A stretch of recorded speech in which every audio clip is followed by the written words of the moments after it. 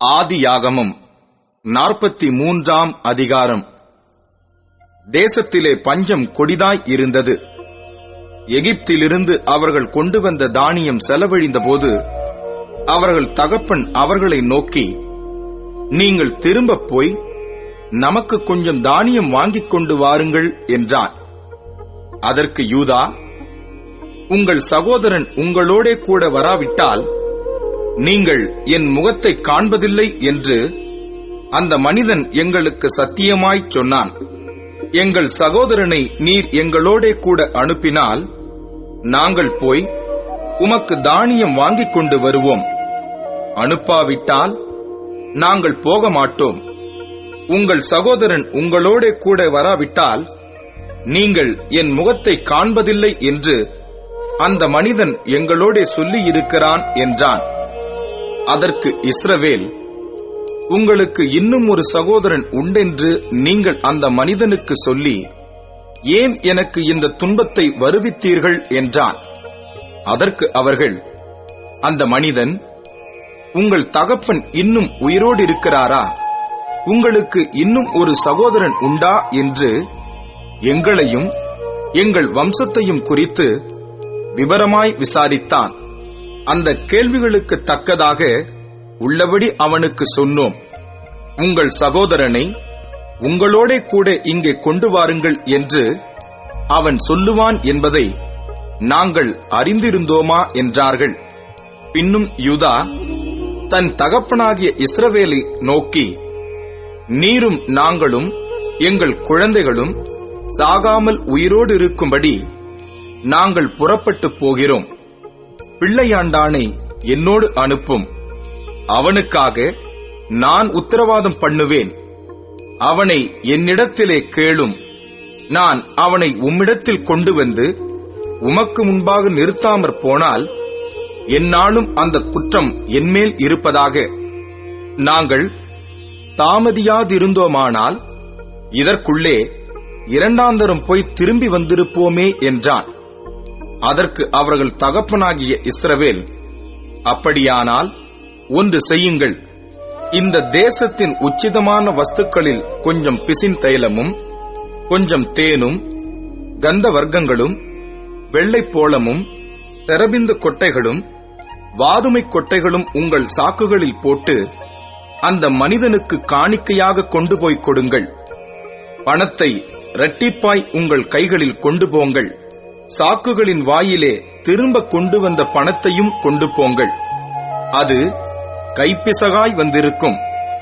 உங்கள் சகோதரனையும் கூட்டிக் கொண்டு அந்த மனிதனிடத்துக்கு மறுபடியும் போங்கள்.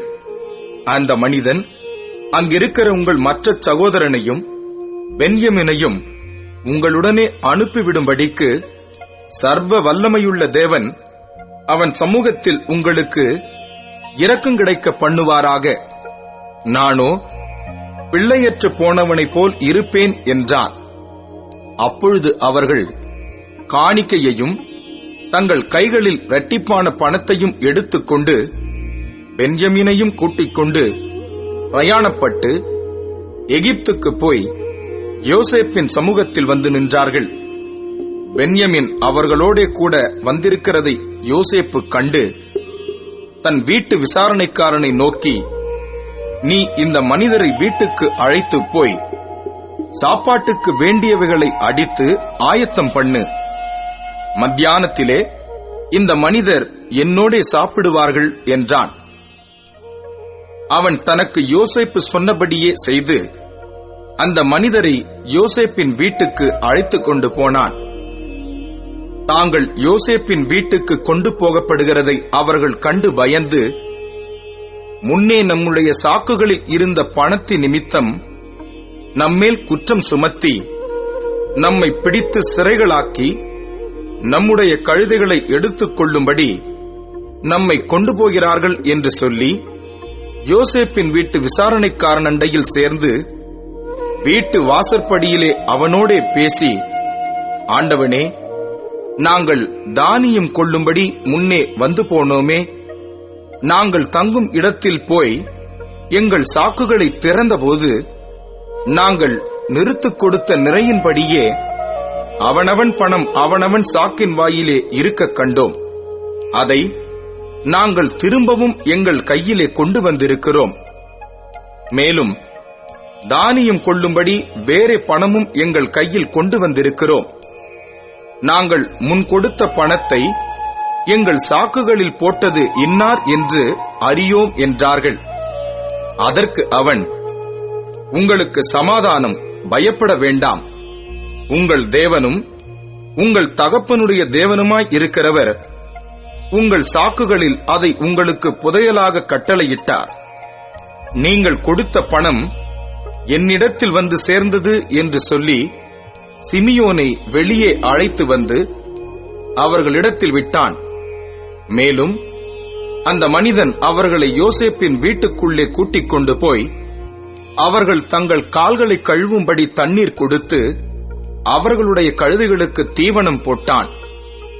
தாங்கள் அங்கே போஜனம் செய்யப் போகிறதை அவர்கள் கேள்விப்பட்டபடியால் மத்தியானத்தில் யோசேப்பு வருமளவும் காணிக்கையை ஆயத்தமாய் வைத்து காத்துக் கொண்டிருந்தார்கள்.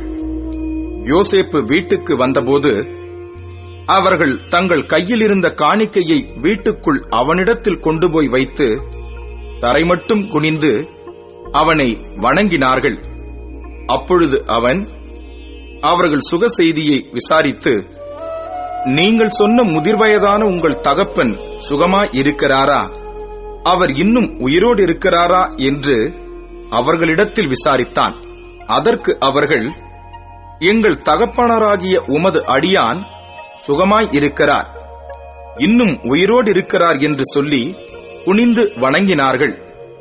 அவன் தன் கண்களை ஏறெடுத்து தன் தாய் பெற்ற குமாரனாகிய தன் சகோதரன் பென்யமீனைக் கண்டு, நீங்கள் எனக்கு சொன்ன உங்கள் இளைய சகோதரன் இவன்தானா என்று கேட்டு, மகனே, தேவன் உனக்கு கிருபை செய்ய கடவர் என்றான்.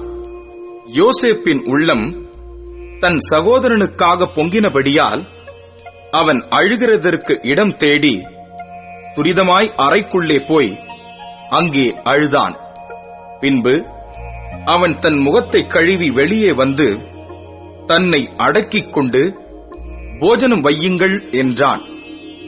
எகிப்தியர் எபிரேயரோடே சாப்பிட மாட்டார்கள்.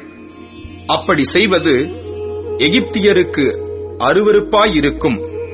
ஆகையால் அவனுக்கு தனிப்படவும் அவர்களுக்கு தனிப்படவும் அவனோடே சாப்பிடுகிற எகிப்தியருக்கு தனிப்படவும் வைத்தார்கள்.